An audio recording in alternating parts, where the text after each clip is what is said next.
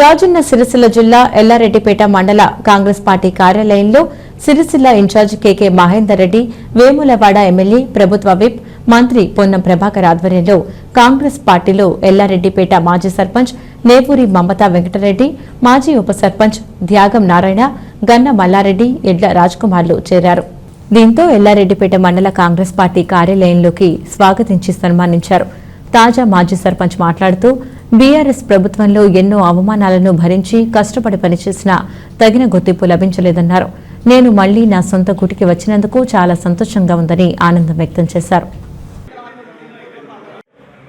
Yellareddypet mandal Congress party కార్యాలయంలో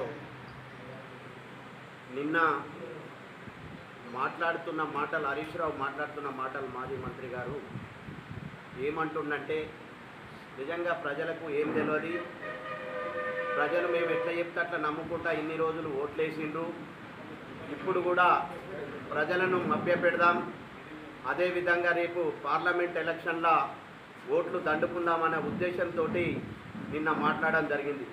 నిజంగా ఆ మాటలు చూస్తుంటే ఇవాళ అసలు మనుషుల పశువుల ఆ విధంగా మాట్లాడుతుండు. ఇన్ని సంవత్సరాలు 9.5 సంవత్సరాలు పరిపాలన చేసినావు, మిషన్ భగీరథ పేరు మీద రూపాలని దండుకున్నావు. మీకు అందరికీ చెప్పేది ఒకటే, హాస్పిటల్లో పోయి అడ్మిట్ కాండి మొదలు, అక్కడ పరీక్ష చేయించుకున్నాకనే ఏమన్నా మాట్లాడేది ఉంటే మాట్లాడుర్రి, అగాధం మాట్లాడితే మాత్రం ఊరుకునేది లేదు. జై కాంగ్రెస్.